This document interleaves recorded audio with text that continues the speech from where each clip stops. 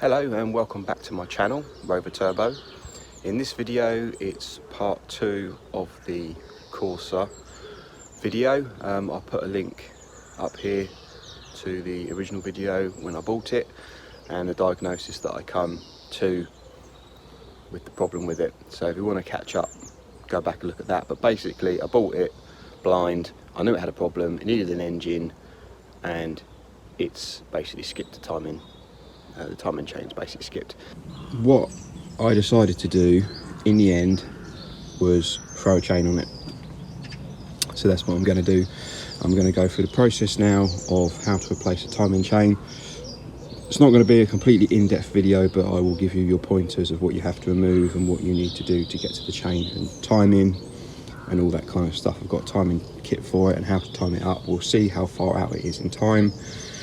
And I thought I've got to put whatever I do with the engine, if I get a replacement engine, do the head gasket, do whatever I need to do, I need to replace the chain anyway. So I thought I might as well just put a chain on it and hope for the best. If it runs and drives fine and there's been no valve damage, then that's all I need to do. I obviously need to make sure the car actually runs okay, we haven't got any head gasket problems, have a look, investigate where the water's gone, other bits and pieces like that. So this is what we're going to do. I'm going to crack on and we'll get this stripped down. As it's a 1 litre one, we've got loads of room here. Basically I'm going to jack it up, get that wheel off so I can work in from the wheel arch, get it locked, get it timed up, start taking all these ancillaries off. This, get a jack underneath, engine mount. I think the aircon compressor needs to come off, the alternator needs to come off, or at least be just pushed away. And then the relevant bits and pieces, coolant needs to be drained out of it, stuff like that.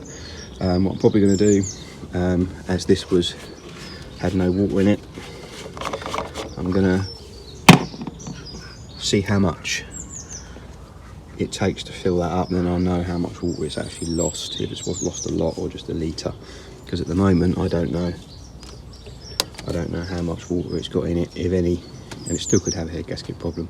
I don't know, it's just pressurising the cooling system, which is why it's lost all of its coolant, even though it doesn't look like it's been spewing out of here. So, but anyway, right, let's crack on.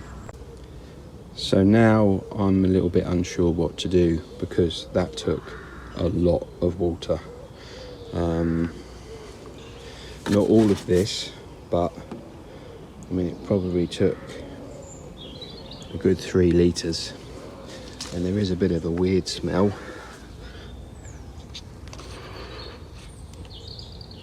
Coming from in there.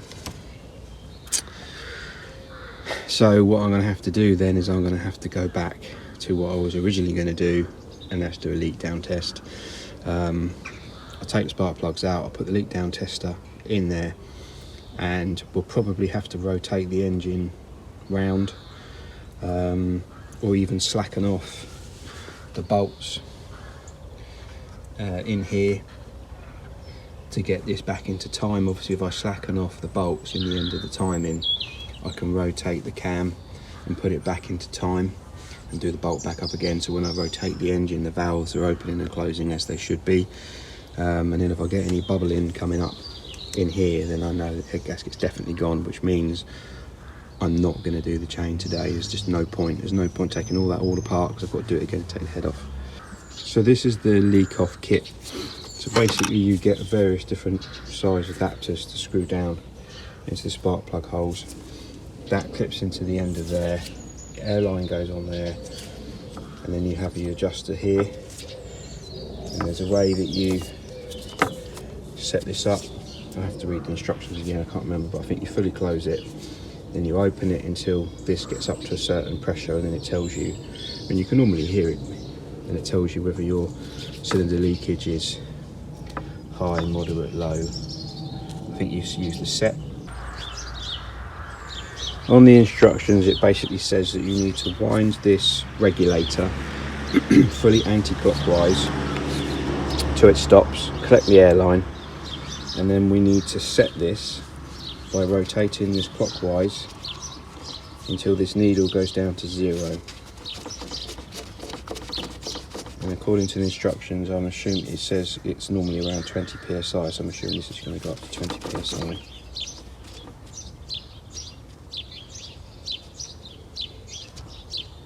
like so. It says now insert connector A on the cylinder hose. Any leakage present in the current connected cylinder will show on the cylinder leakage gauge as a percentage lost. A cylinder that is not leaking will read approximately 20% in the green band. So basically that's that set. So I just need to now connect each one to there, but obviously I'll need to turn the engine over to get the valves to close. Right, well, there we go. We've got our answer already, haven't we?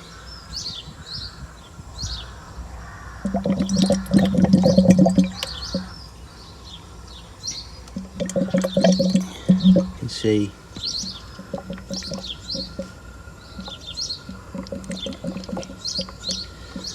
so it says we've got a low, but it's not supposed to do that. Either the head is cracked or the head gasket's gone. It did the same in 1 and 2, bubbled up in the expansion bottle, but it's not doing it.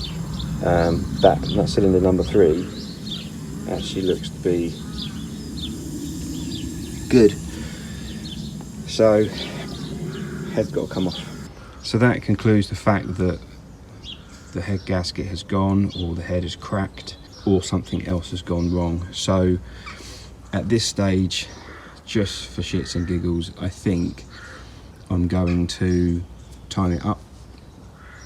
I'm going to jack it up, put the locking pin in, and see how far out the cams are, and I'm going to loosen off these 2 sprockets, and I'm going to put the time in, and I'm going to see if it starts. Yes, the chain is slack and it might fuck the engine because it might skip when it's running again, but at this point I don't really care. I'd probably at that point rather just put an engine in it, because the experience I've had with these in the past is not good, because these don't have a temperature gauge in them, they just have a light. And you know, most people just know that if the temperature starts to creep up on an engine, you know, you pull over. But I think the worst you know is a red light comes over. Oh, there's a red light on. Oh, well, what does that mean? Don't know. And they cook the engine. They literally cook it. So the pistons, the rings, the block, everything just gets knackered. The only experience I've had when I've done these is one I've done before is I took the head off, got it skimmed, got it checked, put it all back together, and it was exactly the same as it was after I did all the work to it, and I had to put a new engine in it. So this is the timing kit. We've got the flat bar here, which goes across the back of the cams. We've got the locking, the crank locking, which goes in the bottom. And on this particular engine, as it's the 1 litre, it's this piece which just goes in the inlet cam. I believe this is for the 1.2 and the 1.4 4 cylinders, where they have 2 pickups from the cams. So all we need to worry about on this one is this and the flat plate. So it's a T55 Torx bit that's now loose. I've still left the ratchet on the end of the crank pulley, so I believe there is a timing mark on there so you can get it roughly in the right place, but as we've timed it up at the top, it should be roughly in the right place. So the pin's fully in now, so I basically just kept rotating the engine clockwise until it went in. I've loosened off the 2 bolts on the end. These are stretch bolts, so you have to replace them, but obviously in this case it doesn't matter. You've got a Torx 14 there and there. This is a 21mm hex on there. So basically what I did is I put a spanner on there to hold it in place and then loosen those off. Then I used this to turn the cams until I could get my plate in. Okay, so I've done that on both of them, so my plate's in. I've double checked my pin, I rotated it off of the pin slightly and then pulled it back onto the pin. So the bottom's timed, this is timed, this is timed.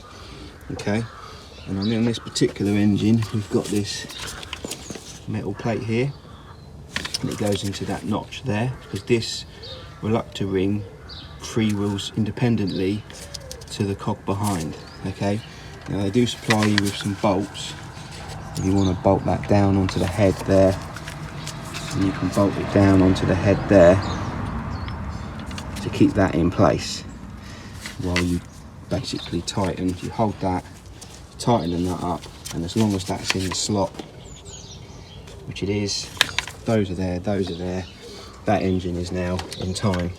So what I'm going to do is I'm going to take my timing pin out, put the bung back in, I'm going to whip the rocker cover back on, I'm going to whiz it over to get all the water out my spark plug hole. So I'm going to put it back together and we'll see if it starts. Spark plugs in, core pack in, plugged it in, timing pins out, the bung's back in. See what happens.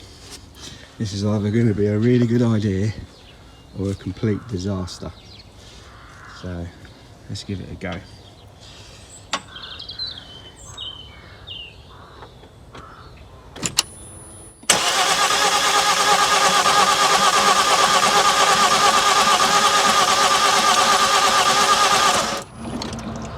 Okay, nothing.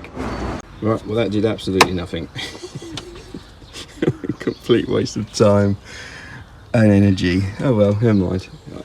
Would have been nice, wouldn't it, if it started, but it's not going to start. It's not going to start. So it's buggered. So I still need to make a decision about what I'm going to do. It still could have done valve damage. It could have skipped the tooth again when I was cranking it just now because it's so slack. I just don't understand how it's managed to blow the head gasket and skip the timing as well at the same time. One must have done the other. One must have, because obviously the timing skipped. I don't know what, chicken or the egg. I have no idea. So there you go. There is the diagnosis on this car. It is definitely an A10 XEP. I wasn't sure if it was a Z, but I was pretty sure the Zs were the earlier versions up to this year. Basically, I think they might have changed over on this year or around this year. So a lot of the people, advertisers on eBay selling them, they're not clear whether they're Zs or As. I thought they were obviously different between the Zs and the As, but obviously they're not. So anyway, this is definitely an A. I'm gutted, to be honest with you. I'm gutted that I thought I was going to just sling a chain on this and I was going to be win a chicken dinner, but that's obviously not the case. And then at least I thought if I timed it up, it would start, and that would at least give me a little boost inside, just to think, yeah, because now I don't know what to do. Yes, I could just sling an engine in it. That's what the plan was all along. But if I could save that £800 just by doing a head gasket on it, which is going to be considerably cheaper to do, but I still don't know whether the actual engine's okay, whether the bores are okay. I mean, I can visually check that, maybe do a leak down test manually with some fluid in the pistons, but I've got to take the head off that's a lot of time I'm going to need to waste to get to that point. So I'm going to go and have a cup of tea. The decision now is I'm away in a few days' time, so I've got this opportunity now to start doing something with it, i.e. start taking the engine out or start taking the head off. I kind of need to make that decision now, but I don't know what the best thing is, because I say I've been through this before where I've done the head gasket and whatever. I'd done the head gasket and it was misfiring. It was hard to start. It was lacking compression. It ran like an absolute dog. It smoked really badly. I'd done the head gasket. I got it skimmed, new head gasket, new chain, put it all back together, and it was exactly the same. It ran like a dog. It smoked. So I wasted all that time and money and had to get an engine and put that in the end. So, and I think even that went wrong for some reason, because I cheaped out on a spares or repair engine and tried to repair it myself, and even that went wrong, I think. But anyway, I'm going to have a cup of tea, I'm going to have a bit of a think, and I will come back and I will update. Right, I've had a think and I've decided, I've made the decision to take the engine out, but not for the reason you think. So I'm going to take the engine out, because if it's as easy as it seems to be to take the engine out, I haven't got to disconnect any of the inlet manifold, the exhaust manifold, the chain or anything to take the head off. So if I take the engine out as easy as I think it's going to come out, we'll find out, and it's going to be good content, I think, to do that.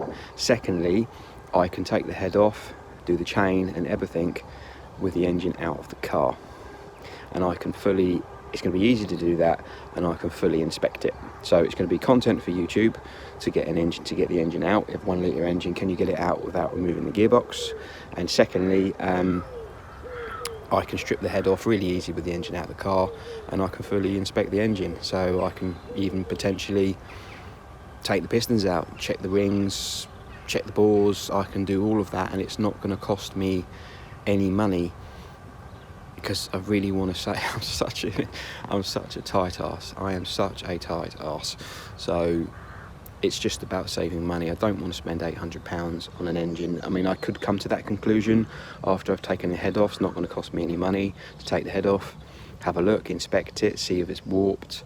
It might have been the head gasket that's gone, nothing else has gone at all. The pistons, the bores and everything are fine, which means I could do the head gasket, do the chain, which I've already bought, by the way, and I could put the head on, chain, get it all timed up, and then just put the engine back in, and that'll be it. So that's what I've decided to do. So I've got a few hours this morning and a few hours this afternoon, so I'm just going to go about just undoing bolts, and I'm not going to be able to get it out today, maybe in this video, depending on how long this turns out to be, but I'll just keep cracking on. I'll keep picking up the camera, and obviously we'll get there in the end.